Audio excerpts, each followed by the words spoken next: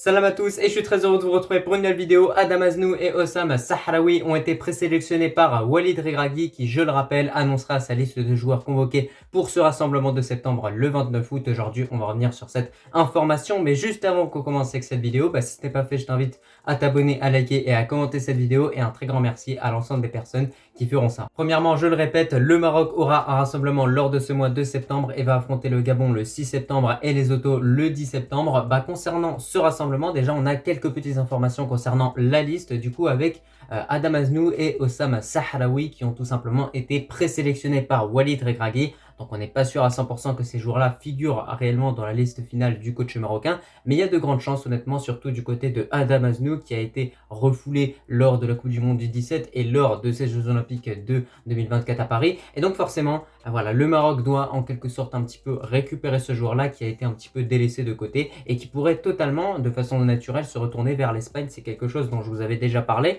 Mais donc concernant ce joueur qui est réellement Adam Aznou, écoutez, il est sur la continuité de ce qu'il est en train de faire avec le Bayern. Il enchaîne clairement justement les entraînements avec l'équipe A, donc ça devient de très intéressant. Je pense qu'il aura l'occasion de faire des matchs entiers en Bundesliga durant cette saison 2024-2025. Donc c'est un joueur qu'il va falloir suivre de très près. En tout cas, moi je pense qu'il représente le futur du Maroc sur le poste de latéral gauche. On n'a pas eu des joueurs super brillants à ce poste-là, même si pour l'instant on a Mazraoui qui d'ailleurs a réalisé une très très bonne prestation avec Manchester United pour son premier match en Premier League. J'ai été très satisfait du match qu'il a sorti, je ne m'attendais pas à un aussi bon match, mais ça n'empêche pas que lorsqu'on revient en arrière, on se rend compte que ce poste de défenseur gauche n'a pas été forcément l'un des postes où on a été le meilleur au niveau de notre équipe nationale. Donc voilà, un Adam Aznou avec un Mazraoui en tant que titulaire, je pense que ça peut toujours être pratique, sachant qu'il y a également Yahya Attiatala. Donc voilà, moi je pense que dans tous les cas, Adam Aznou, il faut vraiment le convoquer parce que sinon, je pense qu'on pourrait clairement le perdre au profit de l'Espagne, puisque voilà, comme je vous l'ai dit, il a été refoulé de la Coupe du Monde de 17, il a été refoulé de ces Jeux Olympiques, donc au bout d'un moment, c'est normal que, voilà, étant donné que notre fédération lui a fait des promesses concernant le futur, comme quoi il aurait du temps de jeu, comme quoi il serait souvent convoqué, je pense qu'on a cette obligation en quelque sorte de convoquer ce joueur-là qui le mérite de toute façon, parce que même lorsqu'on le voit jouer,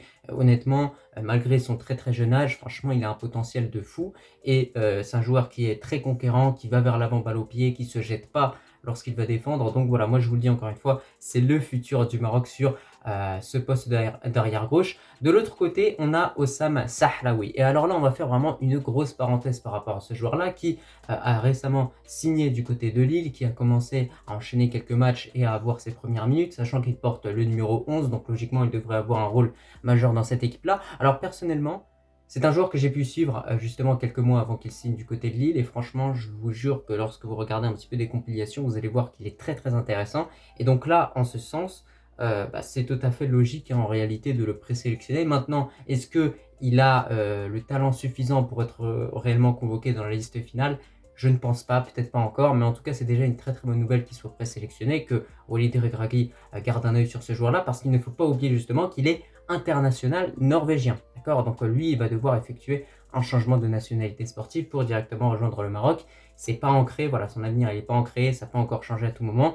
Donc je pense qu'il est temps pour nous réellement de sauter sur l'occasion, de directement mettre ce joueur du côté du Maroc, comme ça on sera un petit peu tranquille, même si on se ment pas, voilà, sur ces derniers mois, il y a un nombre incalculable de joueurs qui justement hésitaient entre une autre nation et le Maroc qui ont finalement choisi le Maroc. On a Sofiane Diop, on a Amin Adli, on a plein d'autres joueurs également si on revient dans le passé. Donc voilà, on a un effectif qui commence à se remplir de plus en plus et justement, ça peut se retourner contre nous sur le fait que les choix sont de plus en plus difficiles pour Walid Regragui, mais voilà, moi j'ai pu regarder quelques compilations de Sahraoui même avec Lille, c'est très très intéressant ce qu'il propose sur le terrain, je pense qu'il a beaucoup de potentiel. J'espère que durant cette saison 2024-2025, il va réellement pouvoir montrer de quoi il est capable, parce que voilà, il évoluait dans un championnat avant qui ne lui donnait pas la visibilité suffisante pour montrer réellement son talent à tous les Marocains et même au coach. Donc là, ça va être très intéressant en tout cas de suivre ce joueur de très près, mais je trouve que c'est déjà une très belle avancée et une très bonne chose qu'il soit présélectionné. Mais il faudrait directement le convoquer pour qu'il puisse effectuer du coup son changement de nationalité et représenter tout simplement nos couleurs. Voilà, il est très vif, il est rapide, techniquement il est bon, il est capable d'éliminer.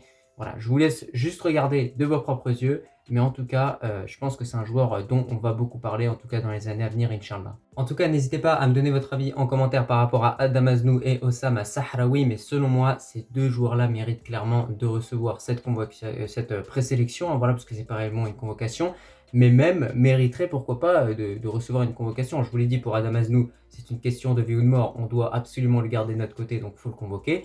Et de l'autre côté, pour Osama Sahraoui, à tout moment, il devient définitivement voilà, international norvégien. Donc c'est pour ça que c'est vraiment quelque chose d'impératif de convoquer au plus rapide ces deux joueurs-là pour qu'ils puissent choisir de manière définitive le Maroc. D'ailleurs, concernant la liste de Walid Regragui pour ce mois de septembre, on a déjà une petite information qui n'est pas réellement une grande surprise, mais Soufiane Rahimi sera bien présent étant donné que la convocation a été envoyée à son club. Donc voilà, c'est pas une annonce de fou, hein, là, ce que je vous dis, hein, c'est quelque chose qui était très très prévisible au vu de son niveau lors de ces Jeux Olympiques de 2024. Je pense que désormais il sera toujours convoqué. Walid Regragui a bien compris la leçon, hein, c'est clair et net. Mais sinon, concernant la liste de Walid Regragui pour ce mois de septembre, on commence à avoir des indices un petit peu tous les jours. Moi, ce que je trouve intéressant, c'est justement à chaque fois il nous propose des listes qui sont avec les joueurs similaires aux listes d'avant, justement au mois dernier, mais à chaque fois il y a cette volonté justement d'inclure des nouveaux jeunes joueurs, comme ça a pu être le cas avec El Khedim et Ben Sekir. Voilà, Ben Sekir qui a une superbe intégration et qui maintenant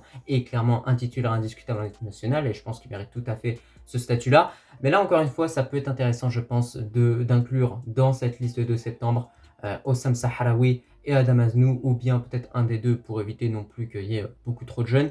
Je pense que ça peut être une très bonne chose d'avoir de la stabilité, mais également de la jeunesse et du potentiel. Et pour finir concernant ce petit épisode de l'actu des Lions, on a tout simplement Achraf Hakimi qui a porté le brassard de capitaine du PSG, et ça nous montre encore une fois à quel point ce joueur-là est bien le meilleur latéral droit du monde. Voilà, il a réalisé des Jeux Olympiques exceptionnels, il a plutôt été bon durant l'ensemble de cette saison 2023-2024. Là, il entame une nouvelle saison, on voit qu'on a un joueur qui est en forme, qui a beaucoup de temps de jeu.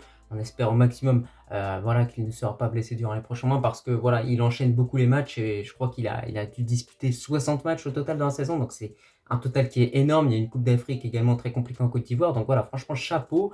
Je pense que voilà, Achraf Hakimi a passé le stade de la jeunesse. Voilà, on sait que pendant quelques années, il était encore considéré comme un jeune joueur. Aujourd'hui, il a 25 ans et franchement, il s'impose comme un leader. Je pense que même prochainement d'équipe nationale, ce serait pas surprenant qu'on le voit avec le brassard de capitaine, puisqu'il commence à avoir de plus en plus de caractère. Et d'ailleurs, ça me fait bien rire, hein. Franchement, ça me fait bien rire de repenser au Hakimi qui était jeune, qui s'effaçait un petit peu lors de la Coupe du Monde 2018 contre l'Iran, tout ça. Voilà, on voyait pas un Hakimi avec la grande bouche, mais là, cette fois-ci, il s'impose, il montre son caractère, et j'apprécie beaucoup cette facette-là au niveau de ce joueur-là. Donc, faut qu'il continue vraiment sur cette lancée, parce que là, désormais, je vous le dis, c'est un constat. Il est tout simplement la star de cette équipe du PSG, mais même la star du championnat français, de la Ligue 1, de toute la Ligue 1. Oui, puisqu'il y a Mbappé qui est parti, et il y a même d'autres joueurs qui sont également partis. Et au final, quand tu regardes un petit peu tous les joueurs de cette Ligue 1, le plus populaire, le plus influent, c'est bien Achraf Hakimi. Donc en tout cas, on espère qu'il va bien honorer ce statut-là, puisque je pense que sincèrement, c'est peut-être sa dernière saison du côté du PSG, avant ensuite de rejoindre le Real Madrid avec Mbappé et Brahim Diaz également, Inch'Allah. En tout cas, c'était tout concernant ce petit épisode de l'actu des Lions. Je suis revenu sur cette principale information concernant la présélection de Osam Sahraoui et celle de Adam Aznou. J'espère que cette vidéo t'a plu, et je te remercie si tu l'as regardée dans son entièreté, et je te dis tout simplement à la prochaine. Allah al-Watan al-Malik.